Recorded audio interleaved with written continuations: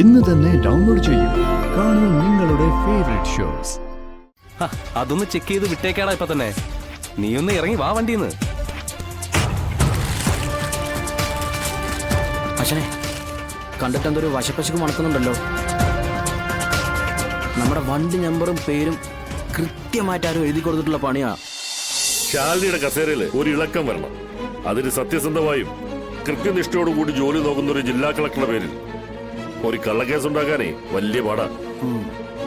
പകരം ജില്ലാ കളക്ടറുടെ വലം കൈയായിട്ടുള്ള ഒരാൾക്ക് ഒരു അഴിമതിയിലോ മറ്റു വല്ല ഇല്ലീഗൽ ബിസിനസ്സിലോ പങ്കാളിത്തം ഉള്ളതാണ് തെളിയിക്കാൻ കഴിഞ്ഞാൽ, നമുക്ക് തെളിയിക്കാൻ പറ്റിയാൽ പിന്നെ കാര്യങ്ങൾ എളുപ്പമായില്ലേ. ഈ കരയിൽ പിടിച്ചിട്ട മീൻ പോലെ ശാലിനി കിടന്ന് പിടയ്ക്കുന്ന നിനക്ക് കാണണ്ടേ? കാണണം. അതിനുള്ളൊരു വഴിയാ ഞാൻ ചോദിക്കുന്നത്. പെട്ടെന്നൊന്നും ഊരിപ്പോകാൻ പറ്റാത്ത തരത്തിലുള്ള പൂട്ടായിരിക്കണം ഇനി നമ്മൾ പൂട്ടേണ്ടത്. നമ്മളിവിടെ അനധികൃതമായി മദ്യമുണ്ടാക്കുന്നു എന്നതാണല്ലോ നമുക്കെതിരെ ആരോപിക്കുന്നത്. നമ്മൾ മദ്യം ഉണ്ടാക്കാൻ പെടാപ്പാടുപെടുന്ന സർക്കാരിന് ഒരു കൈസഹായം ചെയ്യാൻ പോയതാണെന്ന് അവരുണ്ടോ അറിയുന്നു. പക്ഷേ ഈ ബിസിനസ്സുകളെല്ലാം നടക്കണമെങ്കിൽ ശാലിനി ആ കസേരയിൽ നിന്ന് മാറി നിൽക്കണം. ഞാനിപ്പോഴും ആ ഗോൾഡൻ ചാൻസ് നഷ്ടപ്പെടുത്തിയതിനെ കുറിച്ച് ചിന്തിക്കുക. അന്നത്തെ കുത്തി 2 ഇഞ്ച് കയറ്റി കുത്തിയിരുന്നെങ്കിൽ ഇന്നിപ്പോ 16 നടത്തി അസ്ഥിത്തറയിൽ തുളസിയും കിളിർത്തേനെ. തീർന്നു.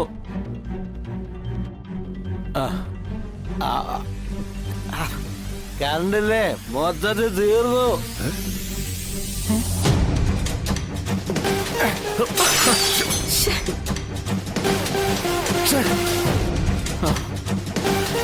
തീർന്നു. എവിടെ മദ്യവിടെ? ഇവിടെ മദ്യപ്പുഴ ഒഴുക്കുമെന്ന് പറഞ്ഞിട്ട് പേരിവിടെ ഒരൊറ്റ കുപ്പി പോലും ഇല്ല. ഇതെല്ലാം ആര് കൊണ്ടുപോയി? രോഹിത്തെ, ഇവിടെ നടന്ന കാര്യങ്ങളൊക്കെ നിനക്കറിയാലോ. കുപ്പികളൊക്കെ വരും. പക്ഷെ അതിനു മുമ്പ് ചില ആവാഹന കർമ്മങ്ങളൊക്കെ ഇവിടെ നടത്താനുണ്ട്. ചിലരെ ആവാഹിച്ച് കുപ്പിയിലാക്കി ഒഴുക്കേണ്ടി വരും.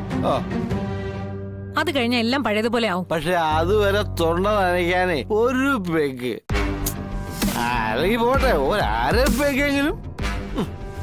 ചുമ്മാ അല്ലല്ലോ, അന്തസ്സായിട്ട് തെണ്ടിയിട്ടല്ലേ. അല്ല, ഈ ചന്ദ്രബോസ് സാറേ, സാറിന്റെ കോട്ട തന്നാലും മതി. എടാ, മദ്യത്തിൽ നിന്നെ മുക്കി കിടത്താം. ഒരു മാസം അടിച്ചു തീർത്താ തീരാത്ത അത്രയും മദ്യം കൊണ്ടുവന്ന് നിന്റെ കട്ടിൽ നിരത്തിയിടാം. ഒരേ ഒരു കാര്യം ചെയ്യാൻ നിനക്ക് സാധിക്കൂ. ശാലിനി നിനക്കൊന്ന് കൊന്നു തരാവോ?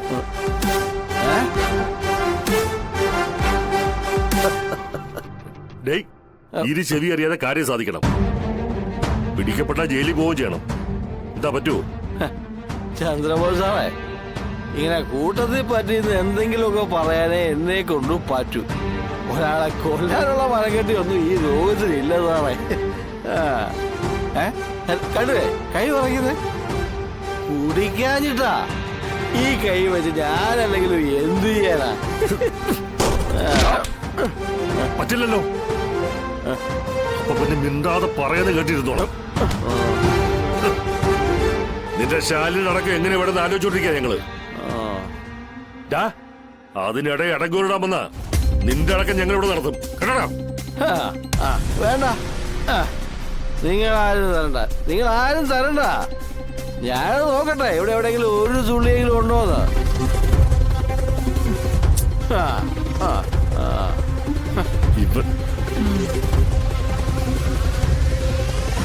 ചിറ്റപ്പ, പറഞ്ഞു നിർത്തിയെടുത്തുനിന്ന് തന്നെ തുടങ്ങാം. കൈ പോയാൽ തലയ്ക്ക് വേദനിക്കും. അപ്പൊ പറ, തല ശാലിനിയാണെങ്കിൽ കൈ ആരാ? സംശയമുണ്ടോ? വിഷ്ണു.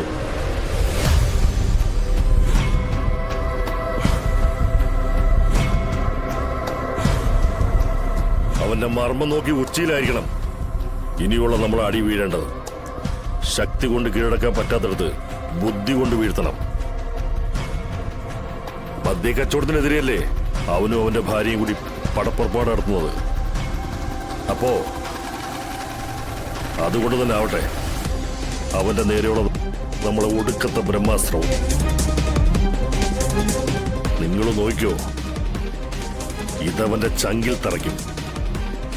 കൊള്ളുന്നത് വിഷ്ണുവിനാണെങ്കിലും തെറിക്കുന്നത് ശാലിയുടെ കസേരയായിരിക്കും.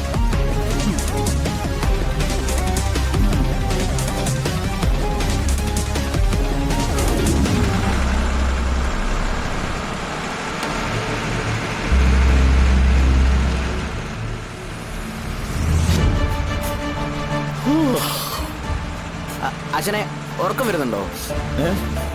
ഉണ്ടെങ്കിൽ എന്നെ ഇതൊന്ന് വളയ്ക്കാൻ പഠിപ്പിച്ചിരുന്നെങ്കിൽ ആശാനിപ്പോ കിടന്ന് ഉറങ്ങാൻ പാടില്ലായിരുന്നോ? വളയ്ക്കാൻ മാത്രം പഠിച്ചാൽ മതിയാ, ഓടിക്കാനൊന്നും പഠിക്കണ്ടേ? ഓടിക്കാൻ എനിക്ക് അറിയാലോ, പക്ഷെ ബൈപ്പാസിലെ ഓടിക്കൂ. വളവ് വരാൻ പാടില്ല.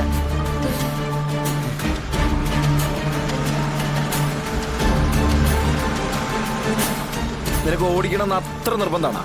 എന്താ അച്ഛനെ ഇപ്പൊ ഓടിക്കാൻ തരാനാണോ? ഇപ്പൊ വേണ്ട, വണ്ടിയിൽ ഓടിരിക്കല്ലേ. നാളെ നീ ഒരു ദക്ഷിണയൊക്കെ ആയിട്ട് വാ, നമുക്ക് നാളെ മുതൽ വളയം പിടിക്കാം. ഉറപ്പാണോ ആശാനെ? നാളെ പഠിക്കാടാ. എടാ, ഈ മറ്റു വാഹനങ്ങൾ പോലെയല്ലേ ലോറി, ഇത് ഓടിക്കണമെങ്കിലേ മനസ്സൂടി നമ്മളൊന്ന് പാകപ്പെടുത്തണം.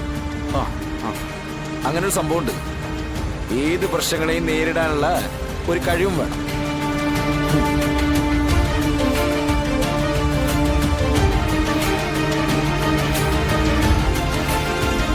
അച്ഛനെ ചെറിയൊരു പ്രശ്നം മുമ്പിൽ കാണുന്നുണ്ടല്ലോ. എക്സൈസാ? അതിന് നമ്മുടെ വണ്ടിയിൽ ഫ്രൂട്ട്സ് അല്ലേ, പിന്നെ എന്തിനാ പേടിക്കണേ?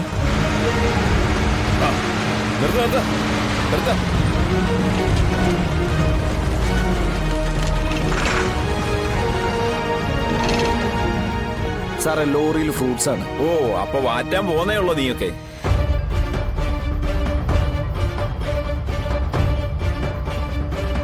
സാറേ, നമ്പർ കറക്റ്റാ.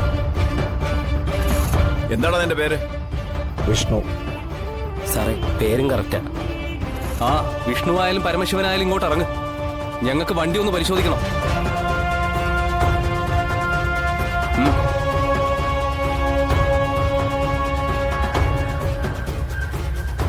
എന്റെ സാറേ, ഇതിൽ എന്തിരുന്നിട്ടാ വെറുതെ മനുഷ്യനെ ബുദ്ധിമുട്ടിക്കാൻ വേണ്ടിട്ട്? ഒന്ന് അടങ്ങടാ. നിന്റെ വണ്ടിയിൽ സ്പിരിറ്റ് കടത്തുന്നു ഒരു ഇൻഫർമേഷൻ കിട്ടിയിട്ടുണ്ട്.